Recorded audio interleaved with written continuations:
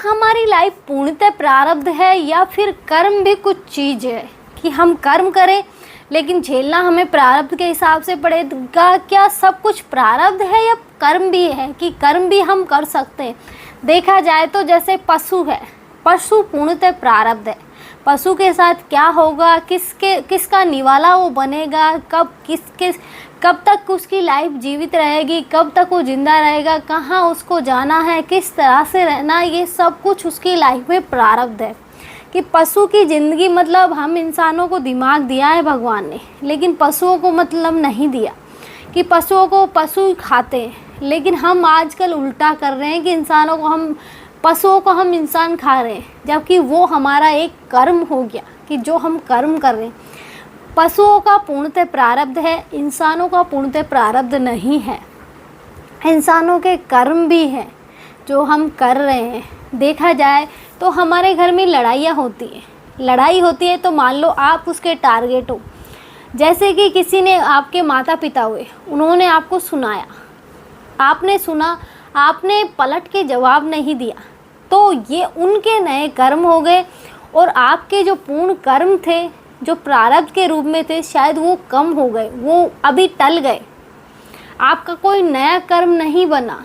अगर आपने पलट के उनको उल्टा सीधा जवाब दिया तो आपका भी एक नया कर्म तैयार हो जाएगा। इसलिए जो भी करें सोच समझ के करें, क्योंकि हमारा सब कुछ प्रारब्ध नहीं है, कर्म भी कुछ है।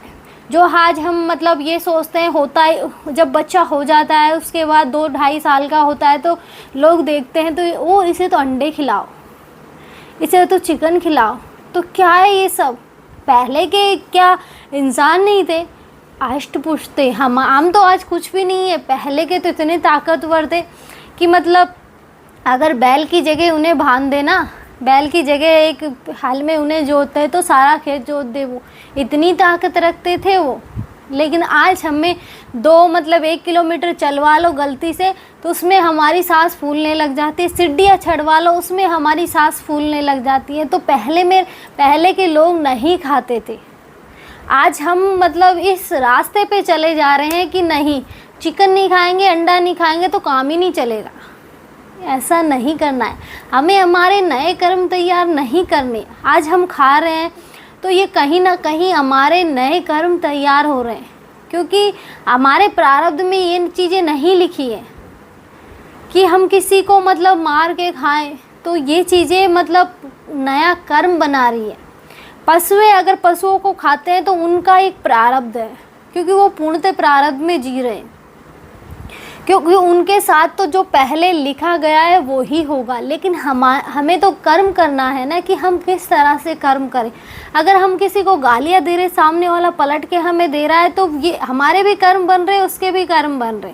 लेकिन मान लो हम उसके कर्म में लिखा है कि हमें सुनाएगा, हमारे प्रारब्ध में लिखा है सुनाना, तो वो सुनाएगा। अगर हमने जवाब दिया तो ये हमारे कर्म हो जाएंगे। इसलिए जब भी कर्म करो तो सोच समझ के करो। देखा जाए तो बुद्ध जो पहले मतलब एक राजा का लड़का था, उसके बाद मतलब किस तरह से उनकी लाइफ चेंज हो गई कि मतलब सब कुछ छोड़ के एक पागलों वाली मतलब शुरू में थे उनके शिष्य, ये उनके जो साथी थे वो गुरु के सामने ये बोलते थे कैसा राजकुमार है ये, कि राजकुमार को इतना बोलने पर उन्हें बोलते मतलब ये पागलों जैसा राजकुमार है, कुछ नहीं आता, कोई कुछ भी बोल के चला जाता है, ये कुछ नहीं बोलता। तो मतलब गुरु जब उनसे पूछे कि तुमने ऐसा क्यों, तुम एक राजकुमार हो तो तुम्हें जवाब देना चाहिए। तो उन्होंने बोला कि ये मेरे प्रारब्ध के कर्म है, अगर मैं बोलूँगा तो मेरे और कर्म खड़े हो जाएंगे, मैं नहीं चाहता। इसलिए मतलब वो तो राजकुमार होके सुन रहे थे लोग, यहाँ तक कि पागलों में उनकी गिनती की जाती थी।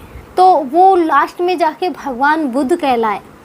तो आज हम मतलब छोटी छोटी बातों पे लड़ रहे हैं, तेरी ज़मीन मेरी ज़मीन, तेरी ज़मीन मेरी ज़मीन। क्या है ये सब?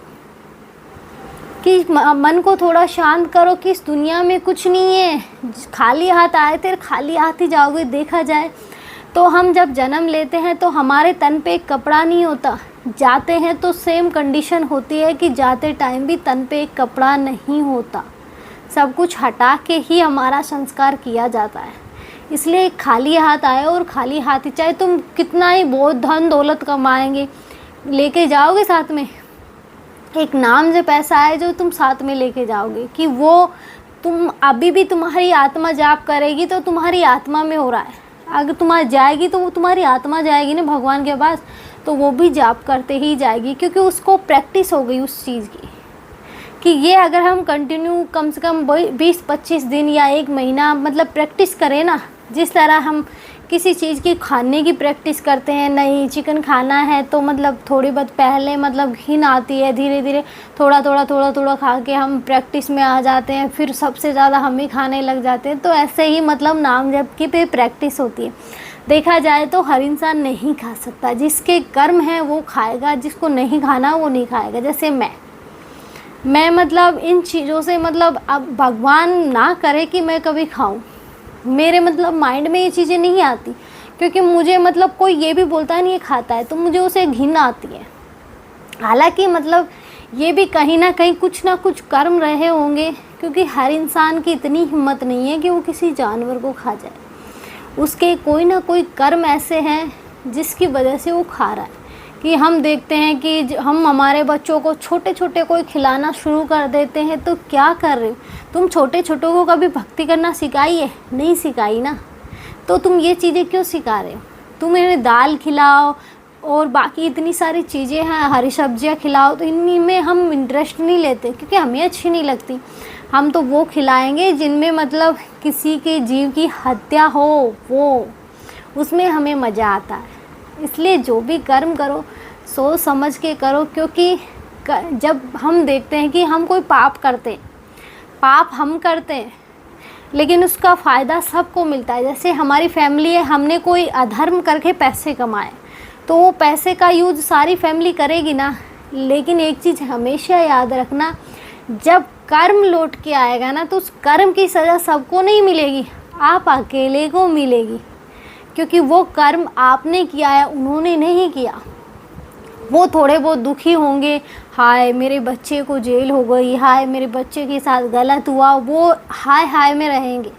लेकिन जो बीतेगी ना वो हम पे बीतेगी, हमें कष्ट होगा कि हमारे साथ प्रभु क्या न्याय करते हैं, वो हमें झेलना है, क्योंकि वो कर्म हमारे हैं, हमने किया है, करके तो हम लाए ना सब कुछ, उन्होंने तो बस फ़ायदा उठाया है। लेकिन कर्म कभी बटेगा नहीं, वो कर्म आपको ही झेलना है। इसलिए हमेशा अच्छे कर्म करने की कोशिश करें। अगर कोई आपसे बोल रहा है तो बोलने दो, बोल ही तो रहा है ना, हाथ पैर थोड़ी चला रहा है। हाँ, लेकिन अगर आप सही हो वो गलत है।